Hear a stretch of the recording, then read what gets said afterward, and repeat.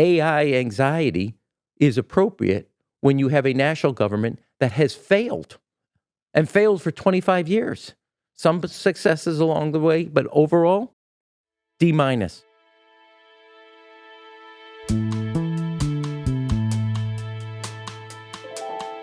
This is What It Takes from Unmoderated News. I'm Sarah McCammon.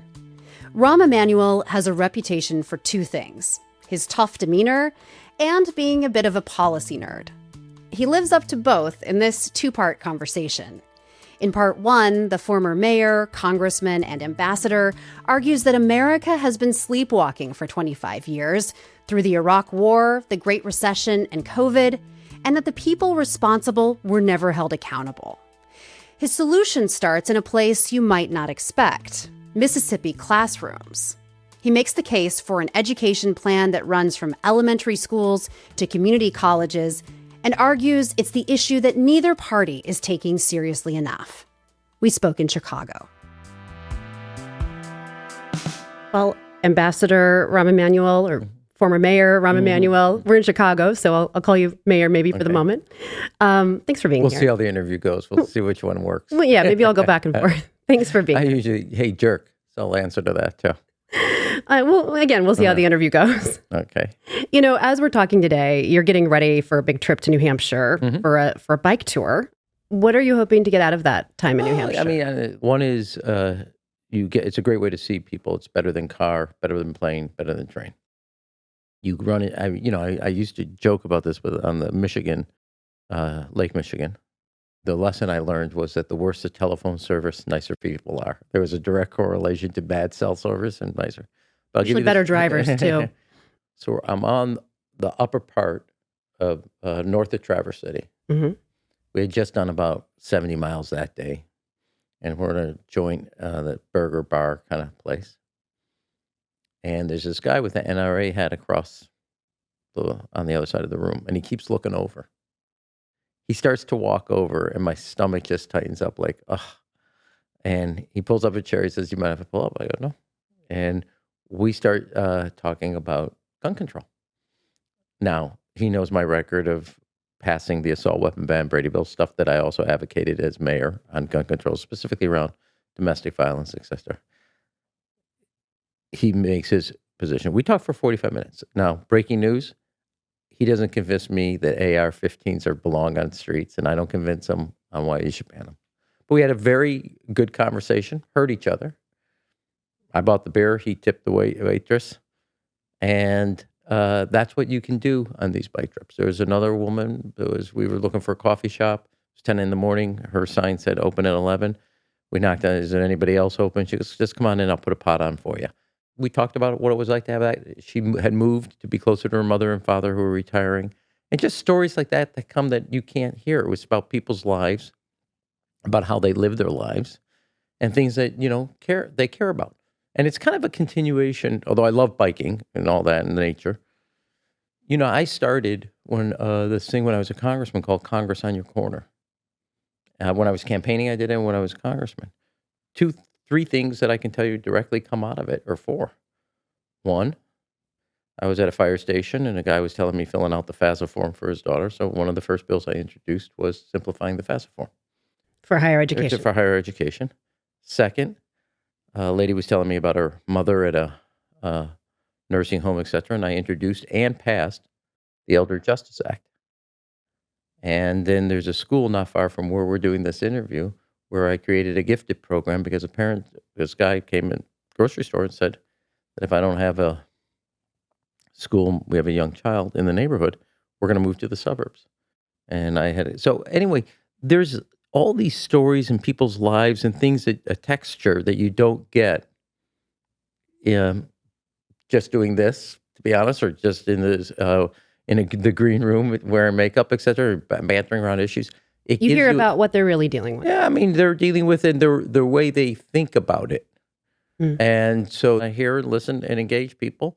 And, as I decided to run, this would be a good test to whether I think the first real question you have to fundamentally ask yourself, do you actually have the answers to what is ailing both the people you're supposed to represent and America.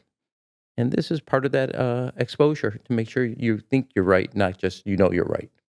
Obviously, New Hampshire is an early primary state. Of course, the Democratic primary system U.S. is history for 200. Yes, it's changing a little bit this time around. But bigger picture, I mean, how are you making that assessment about whether or not you actually want to go ahead and run?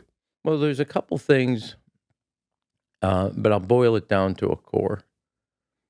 And it actually comes out of being ambassador. I learned a lot about Japan, a tremendous amount about the Indo-Pacific and China, and I've written a lot about it. But I learned a lot about America. And being 8,000 miles away, 12 hours away.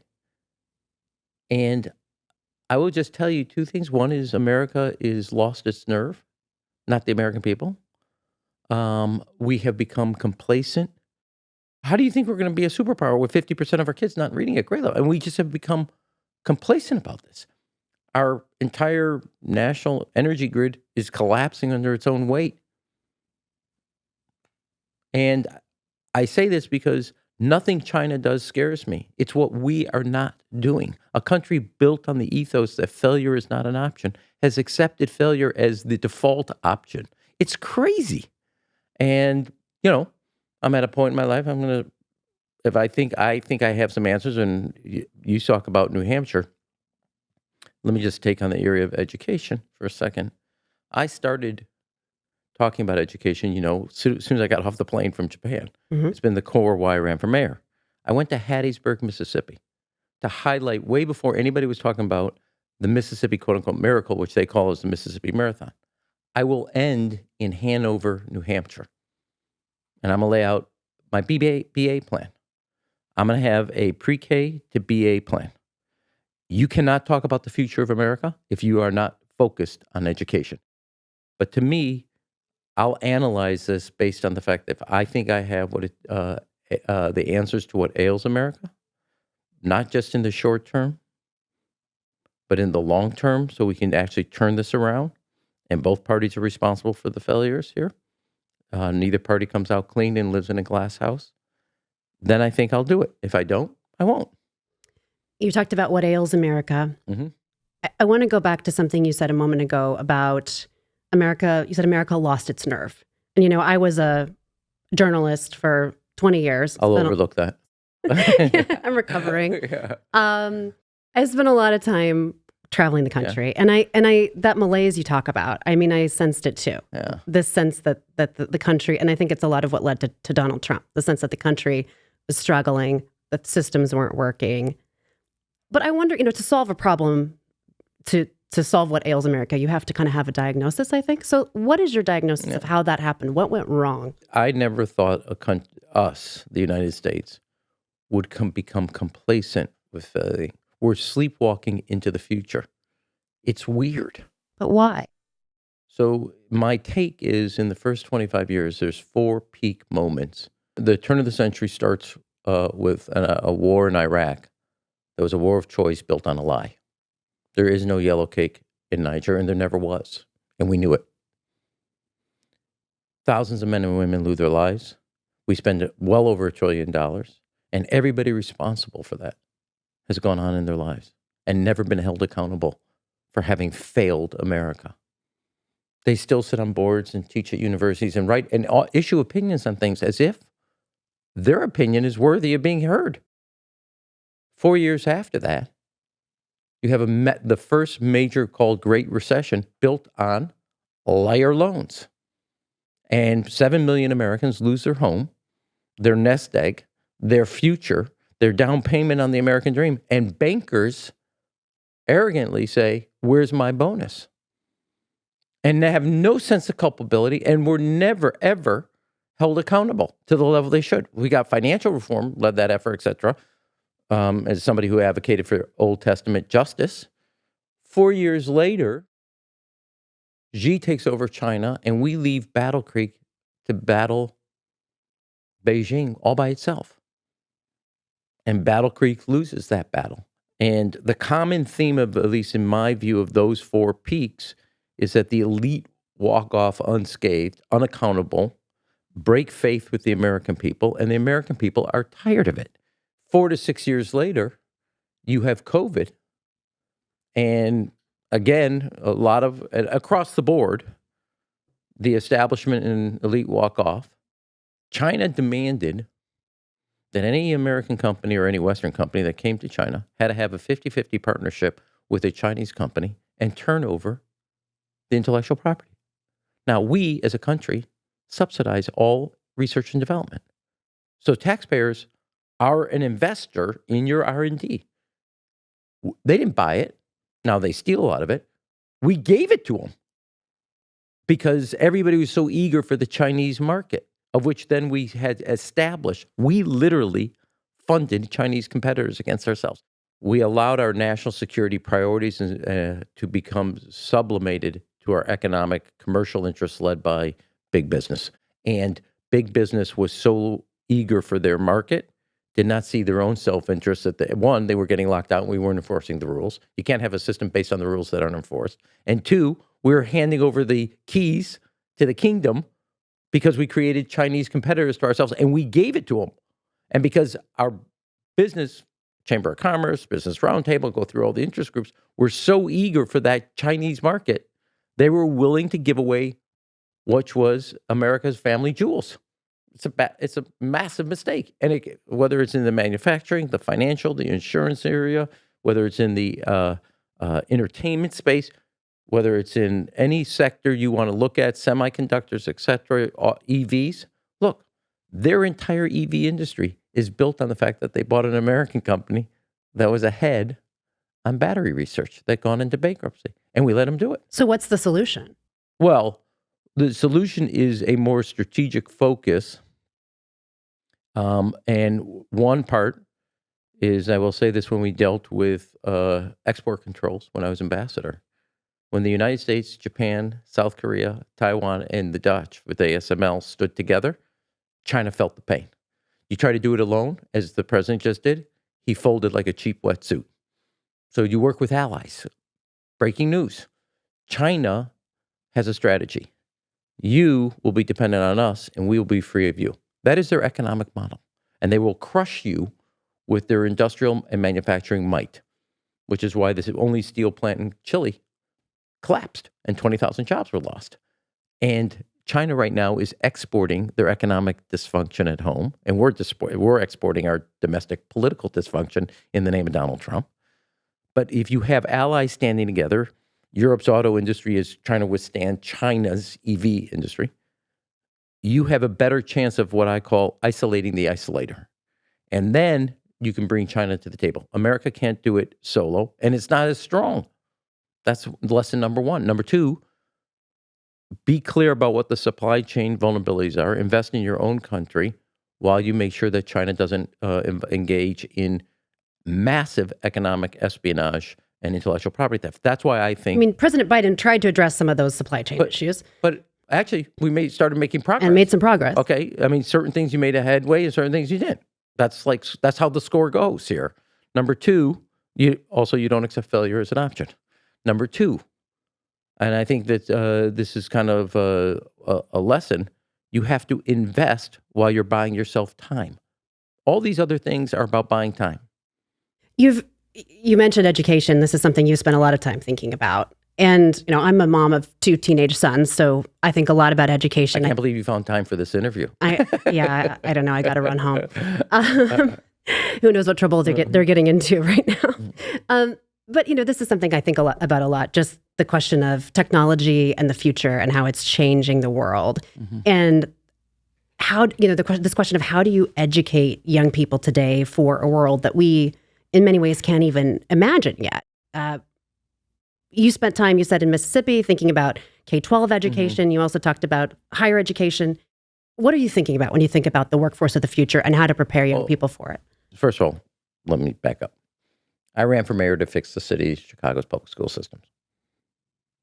10 years, 15 years before I become mayor, Secretary of Education William Bennett calls it the single worst public school. Walk out, Sean Reardon from Stanford University called it the best of the top 100. We were 6 months ahead of everybody else, competitors on reading and math. And it's a challenging demographic, the city of Chicago, the largest school system. Now, it took everything I had. 2, land-grant colleges, universal high school education, GI Bill, Sputnik, and Science and Tech Challenge. The one through line on every period of great economic growth in America, the one constant, education. 3, the system is broken. So pieces of it have to be fundamentally changed. The whole plan from Hattiesburg to where I will end, Hattiesburg, Mississippi to Hanover, New Hampshire. The early part is return to the fundamentals. That's what the reading of science of reading, the phonics in Mississippi showed, the math progress in Alabama. The answer is in front of us. Get the political will to deploy. Louisiana, Alabama, and Tennessee, all who border Mississippi, replicated the phonics model, all seeing same hockey stick improvements in reading. Number 2, returned is fundamental reform of the high school years, where you will lose your kids the most. Mm-hmm. Here in Chicago, we did 3 things. To get your high school diploma, you had to produce a letter of acceptance from a college, a community college, a branch of the armed forces, or a vocational school. Everybody had a plan for what they do next. You're not walking graduation day without telling us where you're walking to. Hired hundreds and hundreds of college career advisors. But freshman year, you say you want to go to the Navy. Here are your math classes. Here's your science classes. Here's your, whatever it was, you had a plan. Just like you do for your kids and I did for our 3 kids, Amy and I. Not every child gets that. Set expectations, support them. You're not graduating without knowing what you're doing next. Number 2, we brought college-level courses into the high school. 50% of our kids graduated with credits. Dual credit, dual enrollment through the community college system, advanced placement, and international baccalaureate. I would set a standard. 100% of our kids are going to graduate with a minimum of 10 credits of college in high school. So high school is not about just a diploma. It's college career ready. And you merge symbolically, if not literally, high schools and community colleges. There's 1,200 community colleges in our school system. 3rd, first city to do this, you got to be average in high school. We made community college free. So change fundamentally the high school years, return to the fundamentals of elementary year. Next, everybody coming out of the armed forces, $200,000 a year, we'll give you a $10,000 signing bonus if you go into the trades, because we're short. Plumbers, carpenters. You want a lawyer? There's 20,000 waiting out the door. You need a plumber? You have to wait 4 weeks. Yeah. Okay. Build the building trades so we can build America, and they're all 6 figures with benefits and a middle class life. My motto: build, baby, build. Number 4, there's 1,200 community colleges. They are the economic educational anchor of every community throughout this country. There's 6 here in the city of Chicago. There's a great one in La Crosse, Wisconsin. There's a phenomenal one in Franklin, New Hampshire. There's a tremendous one in Howell, Michigan. The community colleges take $8 billion from building detention centers nobody wants and modernize them. And modernize So you're saying them. redirect those funds to community colleges? Absolutely. Educate, not detention. Education, not detention. And both the curriculum and the facilities focused on there will be an industry board. You will have a curriculum relevant to the local economy. The industry will advise on that curriculum. So when kids walk out from Malcolm X, which was our healthcare facility, Rush Presbyterian, Northwestern, or University of Chicago Hospital, we'll hire that nurse. Don't bring them all in from the Philippines. Educate them right here. Great salaries, middle-class lives, etc. Training people locally for the jobs that are needed locally. Yeah, your industry knows what they need, what they're short. Every industry in America, I'm going to break the news to you, is short. We're short-skilled. And the community colleges, they don't need a BA. The community colleges are your 40% of all people that go to college go to community colleges. They work full-time. They're not seen, not heard, and not respected in Washington. And so then the final piece will be how to make a 4-year institution affordable so families don't go into bankruptcy. It's supposed to be a ticket to the middle class, not the ticket to your basement. And that's what's happened. And so I don't think you can think of America, I don't think you can think of a future in which you've accepted that we're going to fail, and the only people that are going to succeed are yours and my kids, and everybody else, take care of yourself. So that's one. Two, as you know, I was the first to call for banning social media for all kids under the age of 16. Ban it outright. I don't want adolescents raised by algorithms. I want them raised by adults. I think both if you read, do math, and all the things that you're supposed to do in your elementary and high school years, you will be better prepared to handle technology. Now, one of the things I will tell you, and your community colleges are your best insurance against AI job loss. Your vocational schools are AI will not replace a carpenter. AI will not replace an electrician. AI will not replace a sheet metal worker or operating engineer or a bricklayer.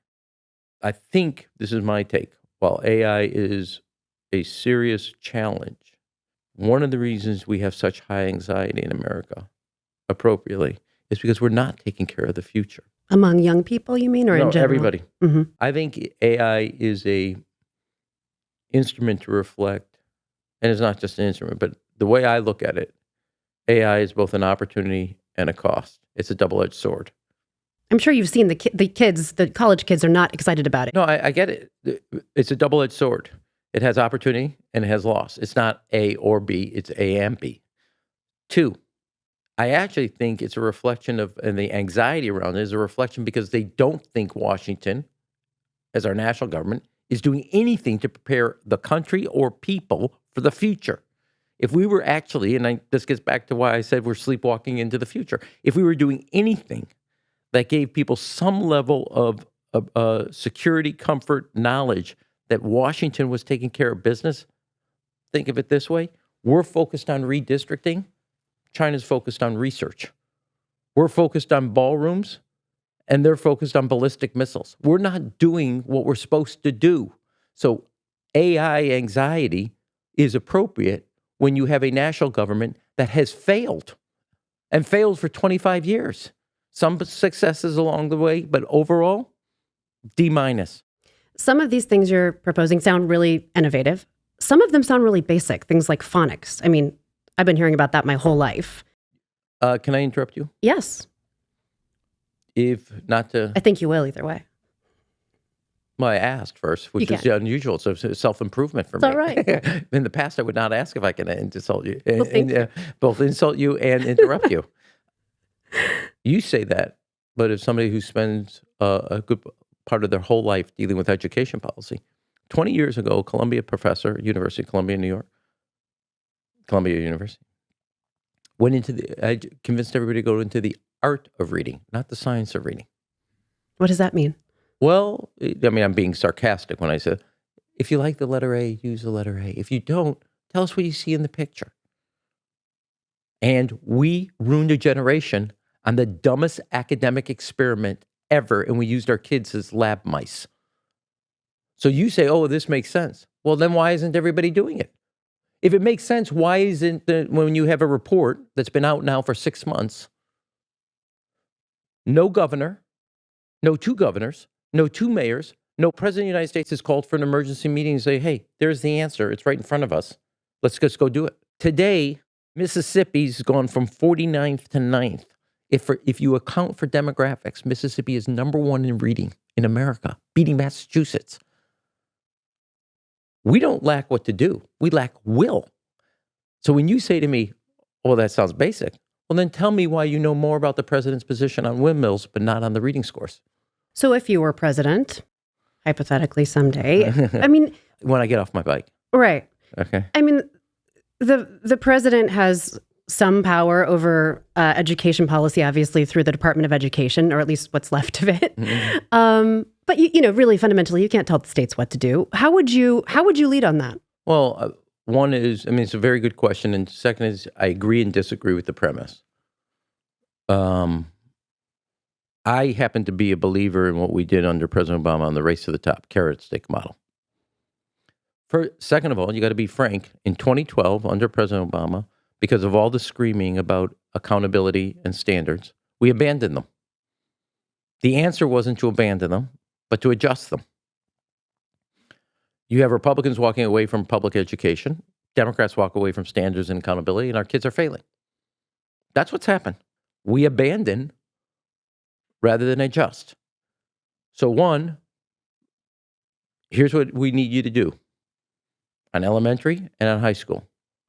You don't do it, fine. You're not getting the money. It's okay. We'll just double up on that state. But we want to see these changes on science of reading, working with the National Governors Association, working with our mayors.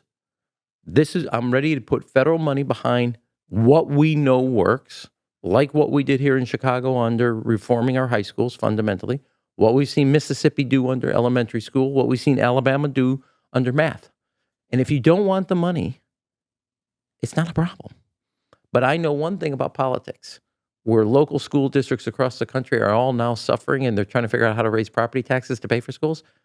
Nobody's going to like that you turned away $500 million. Nobody's going to like it. Same thing about community colleges.